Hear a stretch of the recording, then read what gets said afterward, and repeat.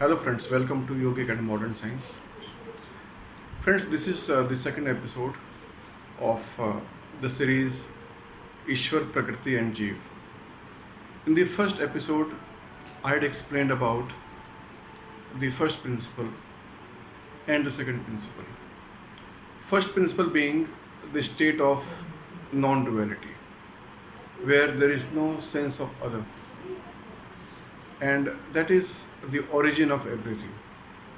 That is the first principle according to yogic science. Now, in this state of non duality, there arises a sense of duality. I said the sense of duality.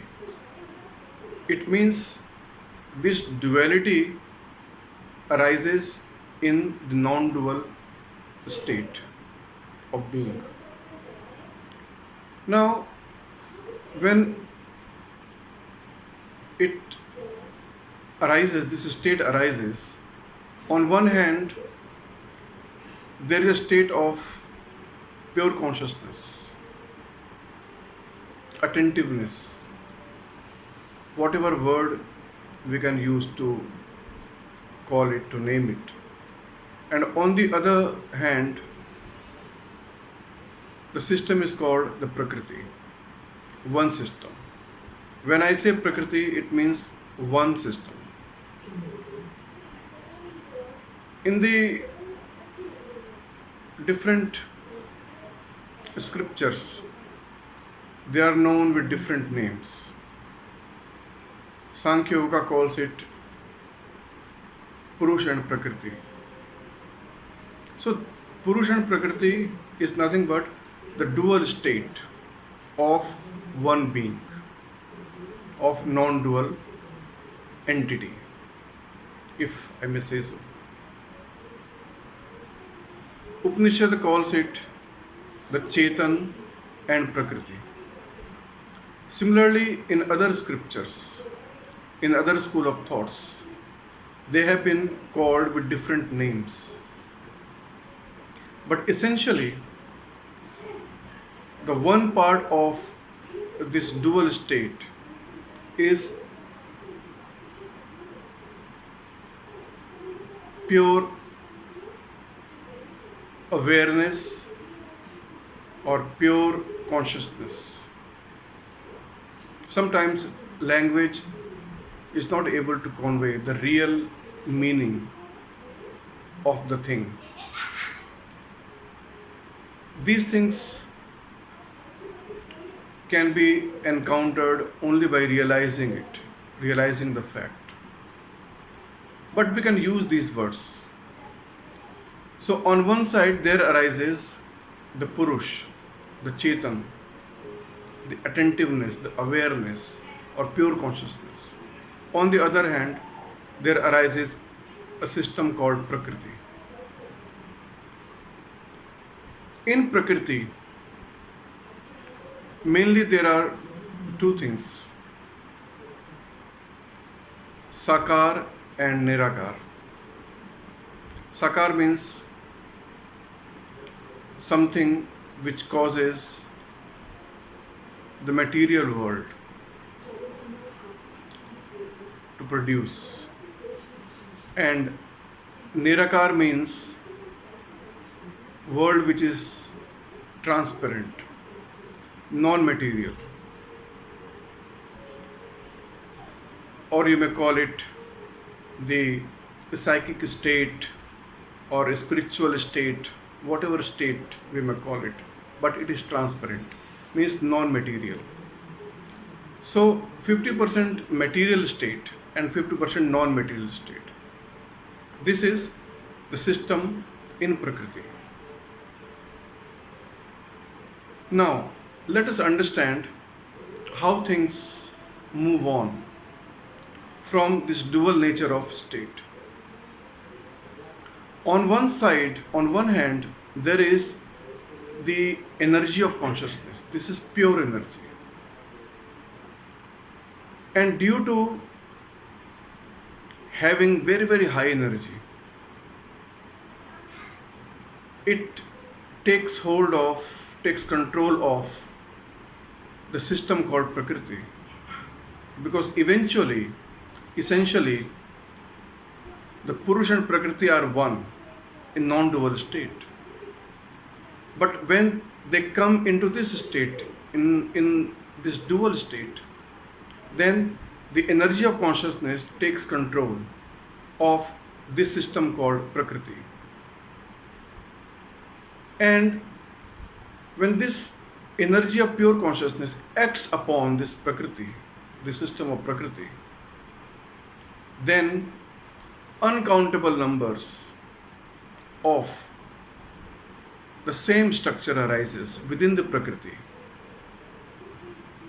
And due to the energy of consciousness, it forms the same kind of formula within the Prakriti. And these systems called Jivatmas. So there are uncountable number of Jivatmas within the Prakriti. This is how the Jivatmas are created in the Prakriti. Why? Due to the energy, light and sound of the energy of pure consciousness, which acts upon this system called Prakriti. The energy of consciousness is immeasurable. You cannot measure it. It is immeasurable. It does not know any time or space. It is not bound by anything. So it is kind of, if we use the physics word, it is the free energy, you can say. And this free energy is very, very powerful. In the scriptures, it is called Shakti, Adya Shakti or Shakti. So this is the most powerful energy, immeasurable. And since it is power and speed, it has got two characteristics: light and sound, light energy and sound energy. Ultimately, this energy is converted into light and sound energy. And this light and sound energy is received by the second system called Prakriti. And due to the reception of this energy, inside the Prakriti, uncountable number of Jivatmas are created. And once Jivatmas are created, the creativity starts. They start its own creativity. And they start to combine with each other, attract with each other. And due to the consciousness energy, the energy of consciousness acting upon the system called Prakriti, there are different, varied types of Jivatmas. And Jivatmas, which is more powerful, it attracts other Jivatmas, other systems, and form different types of other systems within that Prakriti. We cannot make any guess what kind of systems it can form, but at the most we can say the uncountable number of systems are created within the Prakriti. In this way, the whole creativity happens. Now, it must be clear to the viewers how the one system, one entity, changes into the state of duality, and how due to this duality Jivatmas are created within the second system called Prakriti. There are multiple systems within the Prakriti.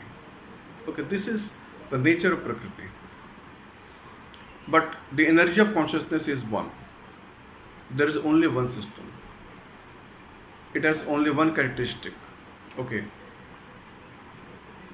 You can say the consciousness or awareness or attentiveness, the energy of attention, you may call it. Further, when it takes control of the Prakriti, its characteristic changes into the energy of sound, energy of light, etc. And when these energy of sound and light are received by the Prakriti, okay, then multiple Jivatmas are created and further creativity starts. Ultimately, everything gets hodgepodged. Because in Prakriti, when there is a state of duality, everything is clear. There is the system of Sakar or Nirakar, the state of transparency. Okay. But later on, when Jivatmas starts creating, then due to the unstoppable creation of Jivatmas, everything gets hodgepodged. Jivatmas think that it is powerful. Sakar, energy of Sakar, it thinks it is powerful. Okay. So there comes a stage in the creation, in the cosmos, when nothing is clear. And it is evident from our experience because we are in darkness totally, because we don't know who we are, what is this existence, what is Paramatma. So this state has developed, okay, because of this unstoppable creation of these multiple Jivatmas within the Prakriti. And in Prakriti, there are uncountable types of characteristics because systems are varied. It is unlike the energy of pure consciousness, okay, which is only one system. It is only the energy of attentiveness, energy of consciousness, energy of awareness. So in this way, in this episode, I hope it must be clear to all of you what is Ishwar, what is Prakriti, what is energy of consciousness, what is Jivatma, because so many people are confused regarding all these three systems. So from the yogic science point of view, I have tried to explain all the systems very, very scientifically and systematically. But still, if there is any doubt in your mind, okay, you can leave a comment, okay, I'll definitely respond to it. Thank you, friends.